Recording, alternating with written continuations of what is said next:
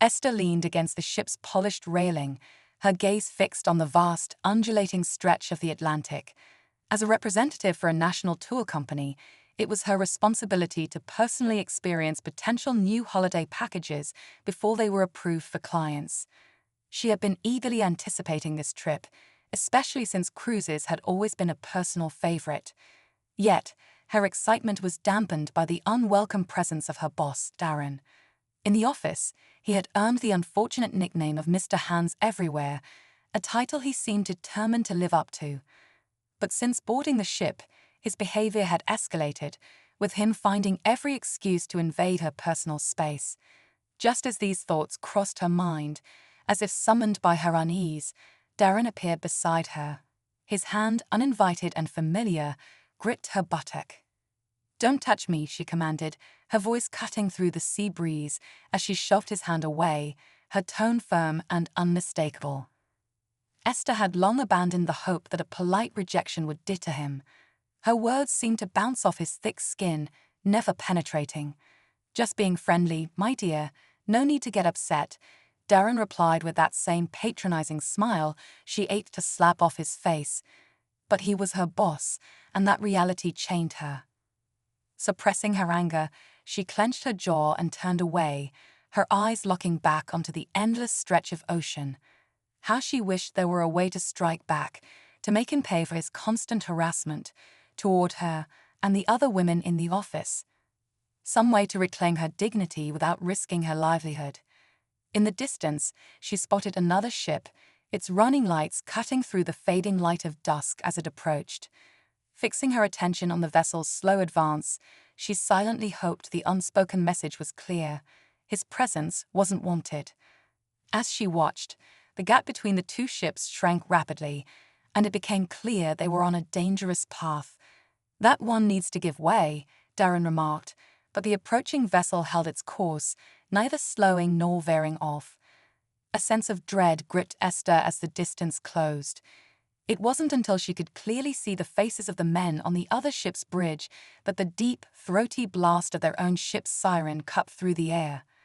At the same moment, she heard the engines shift, the liner attempting an emergency maneuver.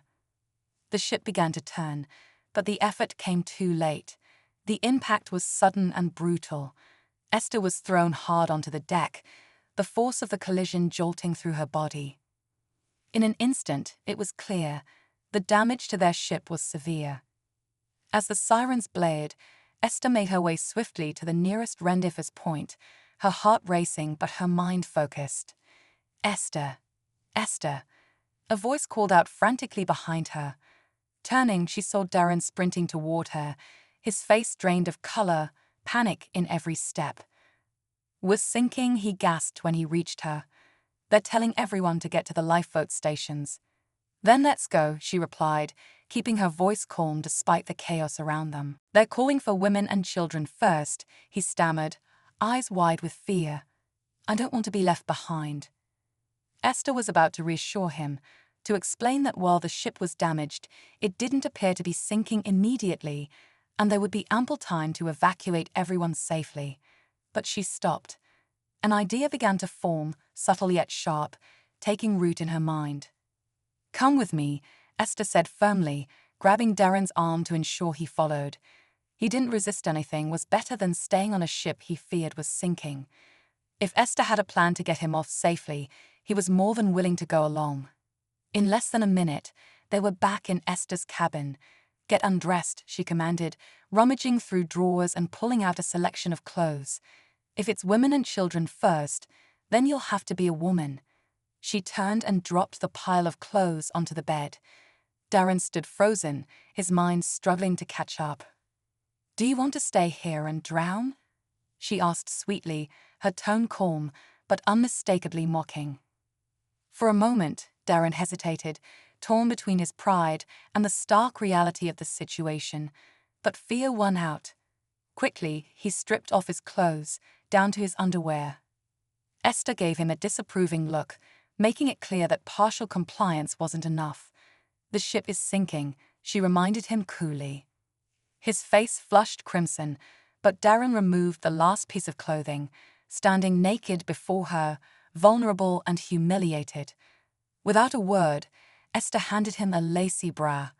He fumbled clumsily with a clasp before finally fastening it, then awkwardly stuffed the cups with tissues, his discomfort palpable.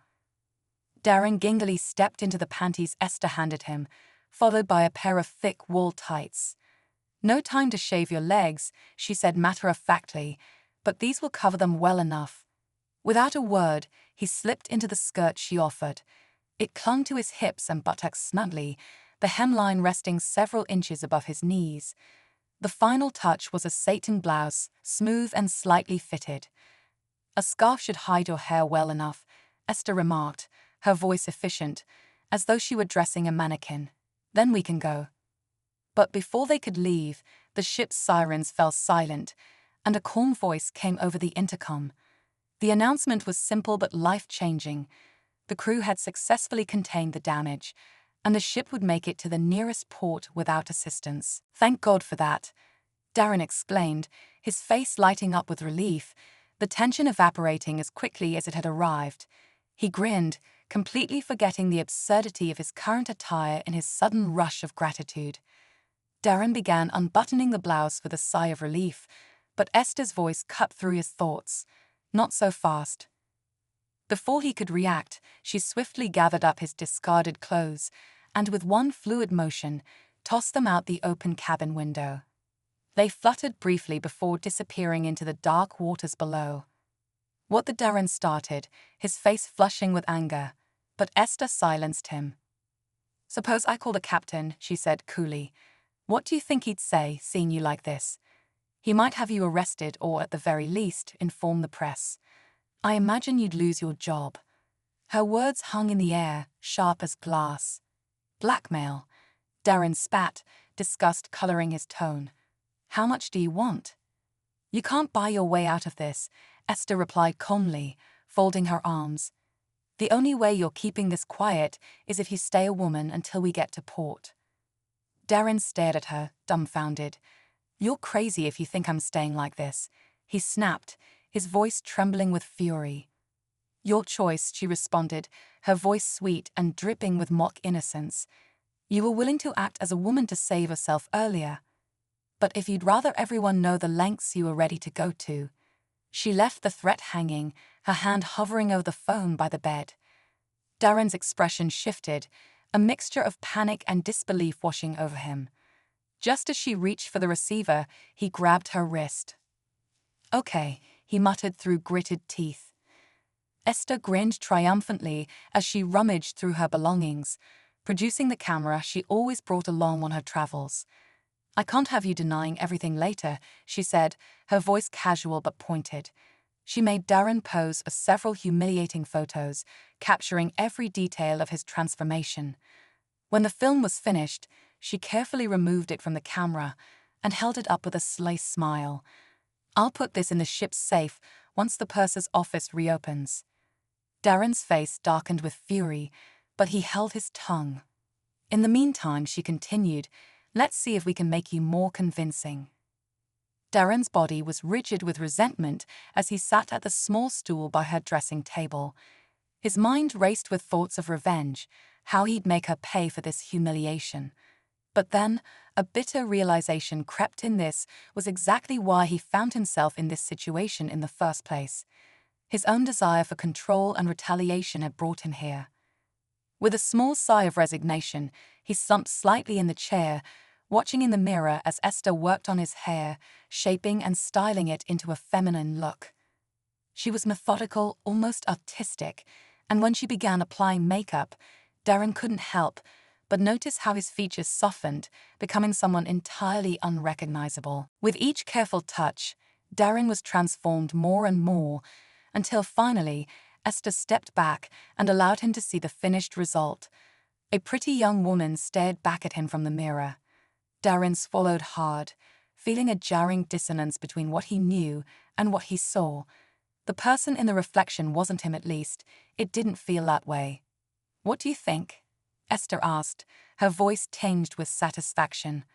I don't know," Darren admitted, still reeling from the shock. He was surprised at how little effort it had taken to turn him into a convincingly feminine figure.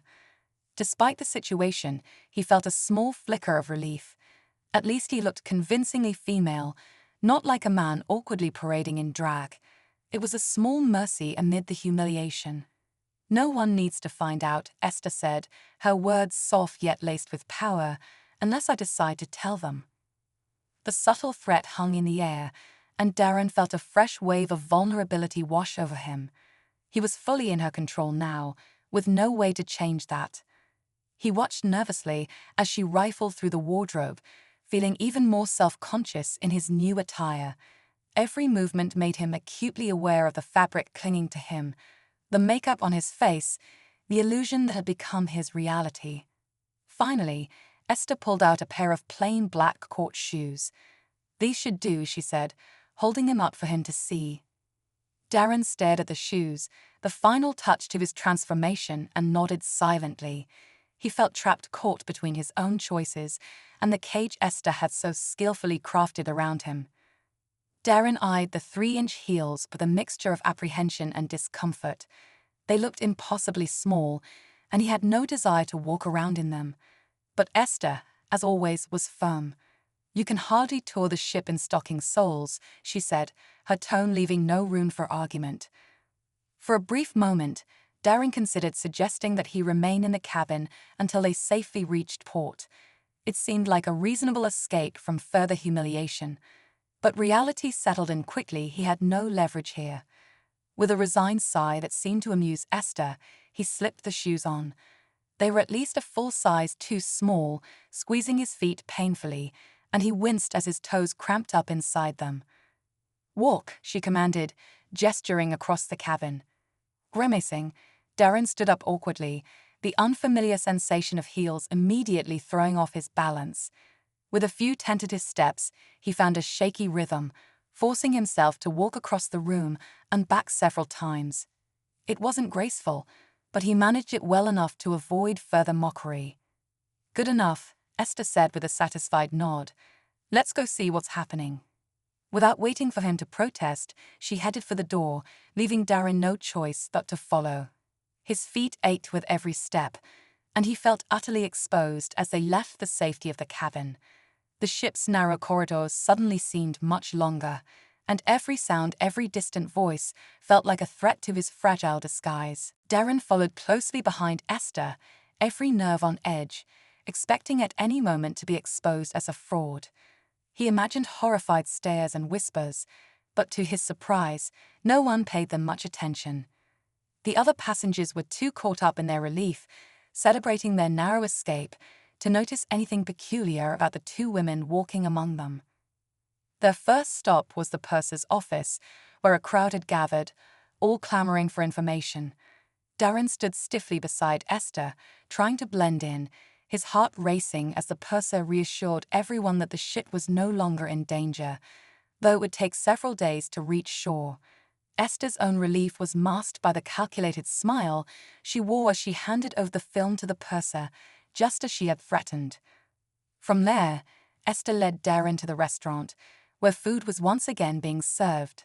Darren was starving, but the moment he took a large bite from his sandwich, Ester shot him a disapproving look. "Take smaller bites," she said sharply. "Women don't bolt down their food like animals." Darren glared at her, his resentment bubbling just beneath the surface. But he knew she was right. Any unnecessary attention could spell disaster for him. Swallowing his pride, he continued to eat, forcing himself to take smaller, more delicate bites, mimicking the mannerisms of the women around them. "You'll have to be mindful of all your mannerisms," Ester continued in a low voice. "They'll give you away faster than your appearance will." Darren knew she was right. His reflection had proven that he could pass as a convincing woman, but the last thing he wanted was to be discovered. His pulse quickened at the thought. Silently, he resolved to study Esther's every move, learning from her how to behave, how to survive in this bizarre new role until they could finally disembark and he could shed this humiliating disguise forever. After they finished their snack, Ester led Darren back to her cabin with an air of finality. "You'll stay here tonight," she informed him. Darren, trying to gauge the situation, let a flicker of sexual interest pass across his face, but Ester was quick to extinguish any such thoughts. As a woman, she added coldly, her eyes locking onto his with a clear warning. The Darren of yesterday might have taken this as playful teasing and made a bold move, seeing the situation as a golden opportunity. But today, things felt different. It was nearly impossible to assert his masculinity while wearing a skirt. That simple item of clothing made him feel exposed, vulnerable, and deeply unsure of himself. And Ester still held all the power. She had the photos, and he had no doubt she would use them if necessary. Without another word, she handed him a nightie, a flimsy, delicate garment. "Put this on," she commanded. Darren hesitated, but knew better than to argue. He stripped off his borrowed clothes and pulled the silky nightie over his head. The material felt impossibly smooth against his skin, sliding down his body in a way that made him shiver. Goosebumps prickled along his arms, and a strange sensation washed over him, one he hadn't expected. Embarrassed, he quickly climbed into the narrow bed, hoping Ester hadn't noticed his reaction. But the grin on her face told him she had seen everything.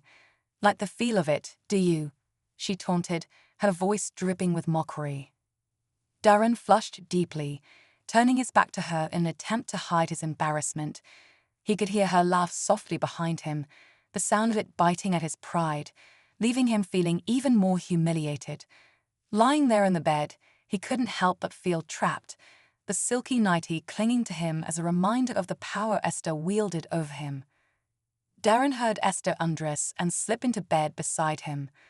It was a scenario that just yesterday would have seemed like a dream come true, but now, lying there in a nightdress, he felt nothing but discomfort and a deep sense of vulnerability. He kept to his side of the bed, making no move to cross the invisible boundary between them, silently praying that sleep would bring an end to this nightmare and that he'd wake up to find it had all been a bad dream.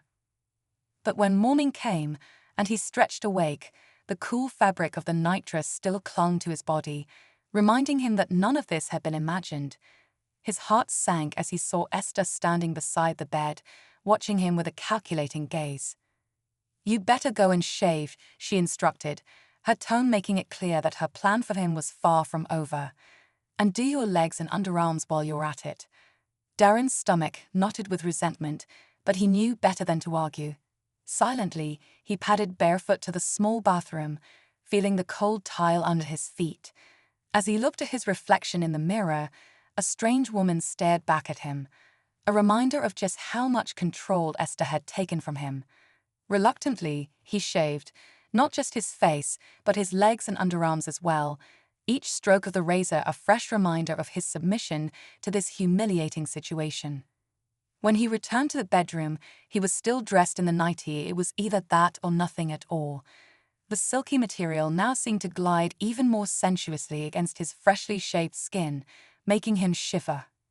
He tried to ignore the sensation, but it was impossible to escape the way it heightened his awareness of every movement.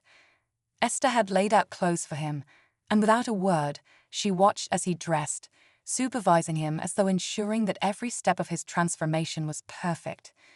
Darren's resentment flared, but he forced himself to comply, knowing he had little choice. He was trapped, at least until they reached port, and there was nothing he could do about it except play along and wait for the moment when he could finally take control of his life again. Ester sat Darren down on the edge of the bed and began applying makeup with practiced precision. Thankfully, his lack of heavy beard growth meant he didn't need much foundation to smooth out his skin. A little eyeliner to define his eyes, mascara to emphasize his naturally long lashes, and a touch of lipstick to complete the look. Darren barely recognized himself by the end. Ester gave his hair a final touch, ensuring every strand was in place, before stepping back, satisfied. "You're ready," she said with a smirk, and they made their way to the restaurant for breakfast. The ship was large, with a constant flow of passengers coming and going, so no one questioned the sudden appearance of a new female face. Darren, still tense at first, was surprised when no one looked at him twice. He even found himself gradually relaxing, relieved to be treated like any other passenger. In fact, he realized with some amusement that he was being treated better than before. The steward pouring coffee, who had barely acknowledged him throughout the cruise, now gave him a cheerful smile as he filled his cup. Other crew members seemed warmer as well, and passengers were friendlier, striking up small conversations that Darren had never experienced when he was himself. Eventually, the change became so noticeable that Darren couldn't help but comment on it to Ester. "People are acting differently around me," he said, unsure whether to be pleased or perplexed. "It's hardly surprising," Ester replied dryly, barely looking up from her coffee. "As a man, you were unbearable, arrogant, overconfident. No one wanted to spend time with you. But now you feel vulnerable, less full of yourself, and that makes you more approachable." Darren bristled, ready to argue that she was exaggerating. But then he paused, realizing that, whether he liked it or not, she might have a point. The friendliness he was encountering from others was undeniable, and his usual guard was down. The need to defend his ego had been replaced by the unfamiliar vulnerability of his current situation. Feeling more confident now that he had passed convincingly as a woman, Darren decided to take advantage of his new identity. He made a conscious effort to experiment, pushing himself to be more open and sociable. And to his surprise, it worked. He started making connections with other passengers in a way he never had before, navigating this strange new world with growing ease. "Enjoying yourself?" Esther's voice broke through the comfortable fog Darren had been living in that day. Her words were like a cold splash of water, reminding him that this was far from a voluntary adventure. But despite the jarring reminder of his predicament, Darren found himself answering truthfully. "I feel like I've been playing at being someone else for a day," he admitted. "And yes, I did enjoy it, to a certain extent." Esther's gaze sharpened, her expression becoming thoughtful, almost analytical. "Perhaps it wasn't someone else," she said slowly, as if piecing something together. "Perhaps it was just the more feminine side of your personality expressing itself for the first time." Darren fell silent, her words unsettling him in ways he wasn't ready to confront. He couldn't bring himself to agree with her, not outright, but he couldn't deny the feeling either. The idea that he had a feminine side felt foreign, almost wrong to him, but it also resonated uncomfortably with what he had experienced that day. He had, after all, enjoyed the ease with which he had connected with others, the warmth and openness he had received. It was a stark contrast to the aloof, arrogant persona he typically projected. But could it really be that simple? Could this new persona, this feminine version of himself, be more than just an act? As much as he hated to admit it, he found the thought both frightening and oddly appealing. It was as if a door had been opened, revealing a version of himself he had never considered. What would life have been like if he had been born a woman? The question lingered in his mind as he crawled beneath the blankets, curling up in the silky fabric of the nitress that had once felt alien but now seemed strangely comforting. Sleep tugged at him, and as his mind drifted, the boundaries of his identity blurred. The next morning, Darren showered and dressed again in the clothes Ester had laid out for him. As sunlight streamed through the cabin window, Ester decided that the warm weather called for something light. She picked out a summer dress, a delicate floral pattern that Darren wouldn't have chosen in 1,000 years for himself. Yet here he was, standing silently as she handed it to him. The dress was cut low at the neck, and as Darren slipped into it, he felt the bodice hug his torso snugly, the fabric gently molding to his form. Below the waist, the skirt flared out, full and airy, brushing softly against his freshly shaven legs. Every slight movement made the material swirl around his thighs, the sensation both strange and undeniably pleasant, sending subtle shivers up his spine. It felt effortless in a way that unsettled him. "How does it feel?" Ester asked, her voice light and curious, not mocking like he might have expected. Had there been a hint of cruelty in her tone, Darren could have brushed it off, shielded himself with anger or indignation. But her question was genuine, and her gaze held no malice. That openness disarmed him, and without his usual defenses in place, he found himself wanting to answer honestly. "It feels..." Darren hesitated, struggling with the admission. Surprisingly good, he finished, his voice barely above a whisper. Ester gave a knowing smile, as if she had already anticipated his answer. Darren's cheeks flushed, and for a moment he regretted his honesty. But there was something freeing in acknowledging how he felt, even if it conflicted with the identity he clung to for so long. "That's not so surprising, is it?" Ester remarked casually, stepping closer to adjust a wrinkle in the dress. "You're starting to see that there's more to you than you thought." Darren didn't reply. The swirling fabric, the way it moved with him, the way it felt against his skin, it all left him with a strange mixture of excitement and confusion. He wasn't sure what it meant, and for the first time in a long while, he felt like the person he had always been was slipping away, making room for someone new. Darren blushed, the warmth spreading across his cheeks. "It feels nice," he admitted softly, the words coming out in a tone so uncharacteristic for him that even he noticed the difference. "Very comfortable." Ester nodded with a knowing smile. "Skirts are much more practical than trousers in warm weather," she said, her tone matter-of-fact as she gestured for him to sit so she could apply his makeup once again. Darren complied, and soon enough, with a few careful strokes of eyeliner, mascara, and lipstick, he was transformed back into the attractive woman he had become yesterday. As they ventured out to mingle with the other passengers, Darren's confidence had grown considerably. He chatted freely, his nervousness from the first day now replaced by a strange sense of ease in this unfamiliar role. The smiles and conversations flowed naturally, and he found himself enjoying the attention more than he ever had in his previous life as Darren. During the evening meal, one of the stewards seemed particularly taken with him. He lingered at their table far longer than was necessary, finding excuses to refill drinks, offer dessert, or simply ask if everything was to their liking. His smile was warm, and Darren caught him casting more than a few glances in his direction. It was flattering, too flattering to ignore.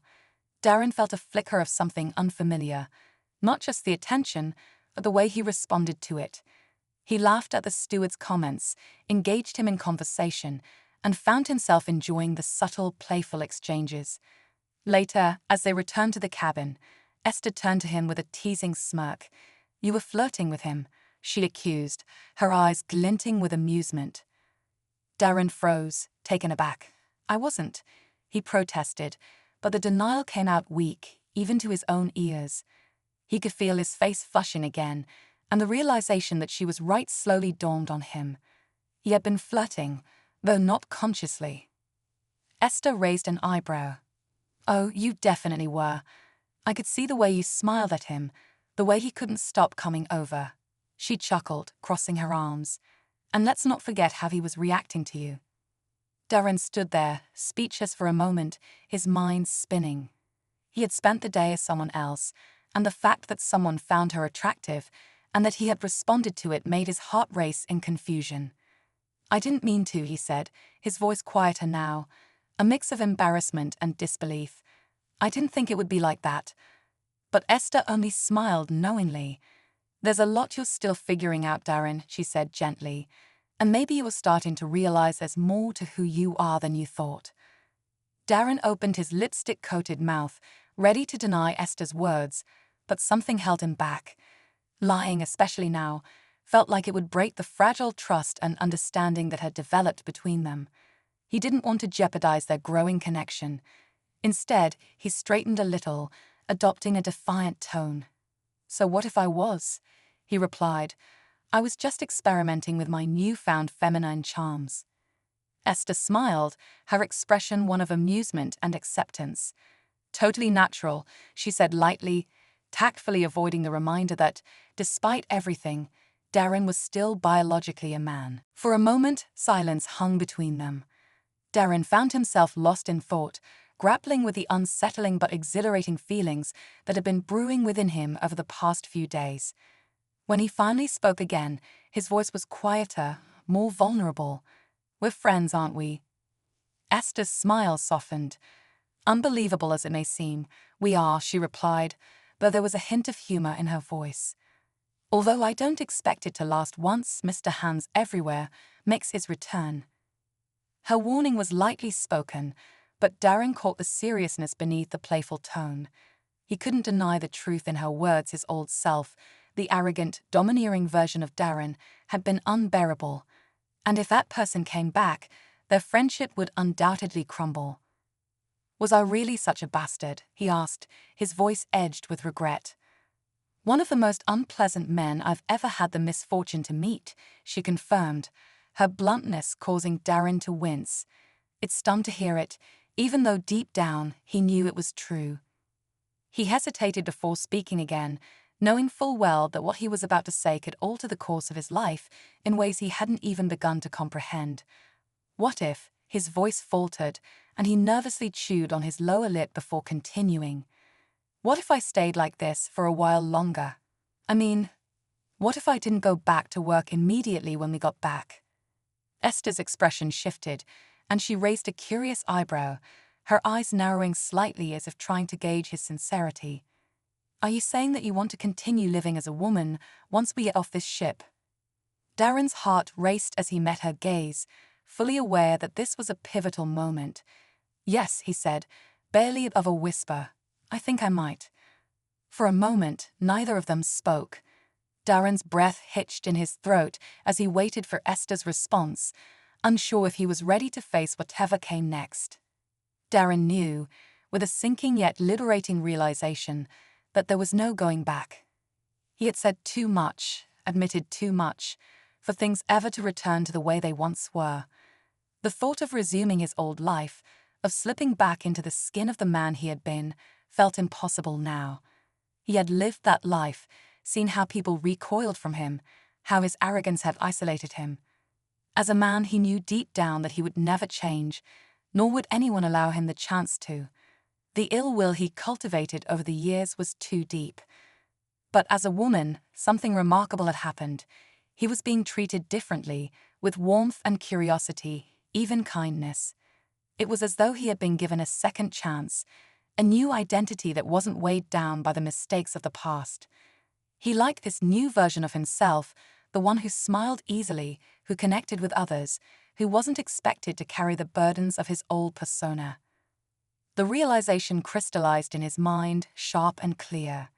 His answer was already decided, and for the first time in days, there was no hesitation, no doubt. "Yes," Darren said firmly, meeting Esther's gaze with unwavering conviction. Esther studied him for a moment, her expression softening as she seemed to understand the depth of what he had just committed to. There was no judgment in her eyes, only a quiet acknowledgement of the choice he had made. "Then it seems we have a lot to talk about," she said gently, sitting down beside him. "But I think this could be the start of something better for you. For both of us." Darren felt an unexpected surge of relief wash over him. He had made a decision that would change everything, but for the first time in a long while, he felt like he was moving in the right direction.